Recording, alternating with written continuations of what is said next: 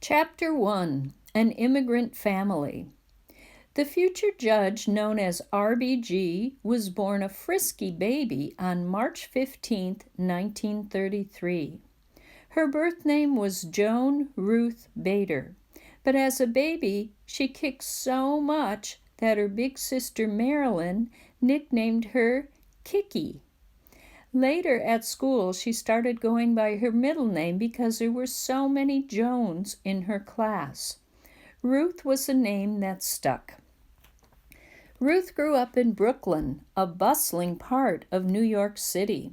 She lived with her parents, Nathan and Celia Bader, on the bottom floor of a two-family house. Their landlady lived right above them. Their block was filled with hard-working immigrant families like theirs.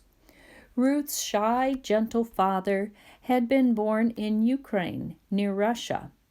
Nathan was forbidden from going to school there because he was Jewish.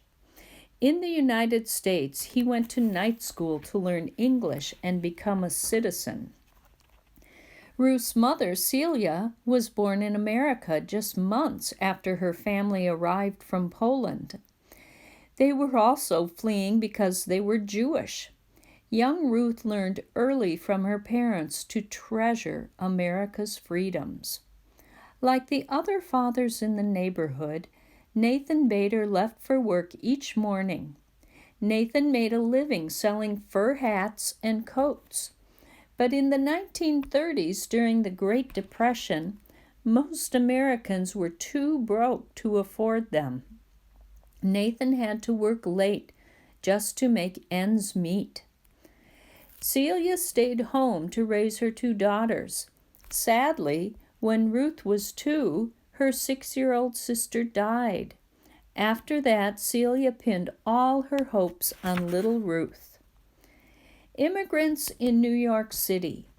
Millions of immigrants flooded into the United States at the beginning of the 1900s. Terrible hardships, including religious prejudice, drove most immigrants to leave their homelands.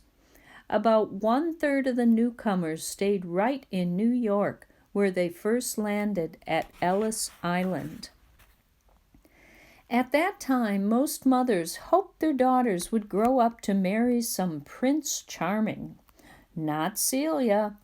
She believed in women's rights. As a young woman, she had marched in a parade to get women the right to vote. She raised her daughter to be independent. More than anything, she wanted Ruth to get a good education. Celia had been a brilliant student herself. She graduated from high school at age 15.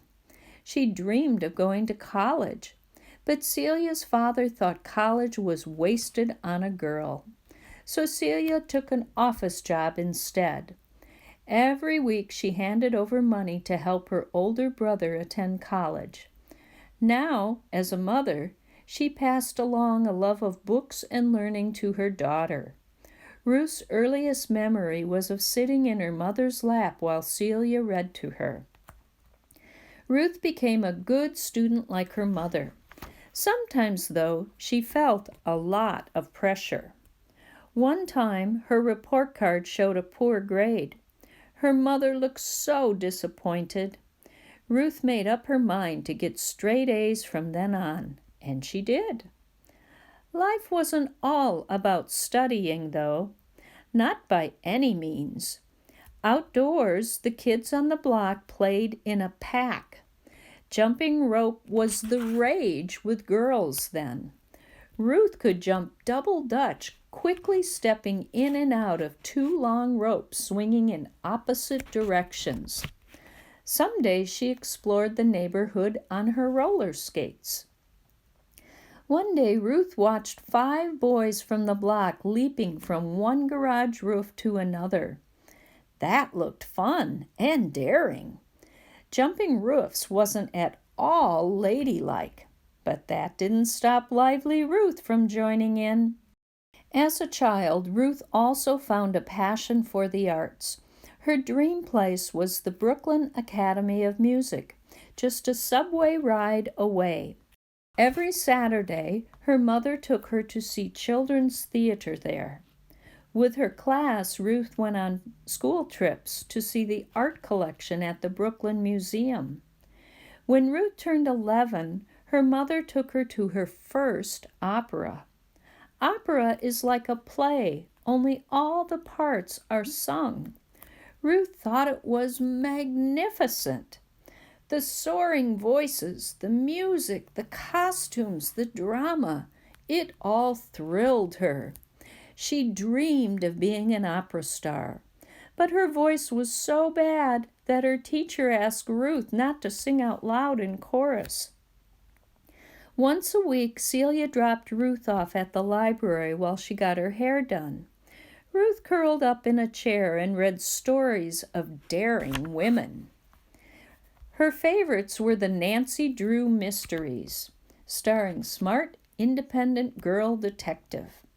The real-life story of Amelia Earhart, a famous pilot, fired her imagination, too. Right below the library was a Chinese restaurant. Delicious smells drifted up while Ruth lost herself in reading. From then on, the smells of soy sauce and egg rolls reminded Ruth of books.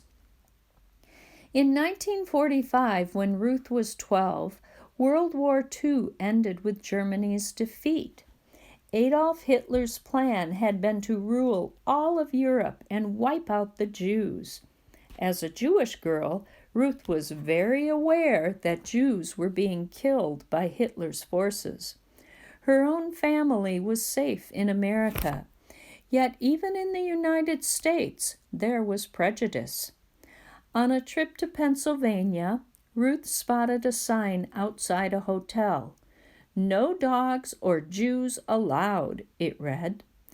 Many years later, when she was a judge, Ruth would tell the U.S. Senate about the sting of those words. A woman's right to vote. For decades, women in the United States worked hard to win the right to vote, but it wasn't until 1920 that an amendment or change to the United States Constitution made it a law that women would be allowed to vote. Since women make up more than half of the U.S. population today, their votes can determine the outcome of many elections.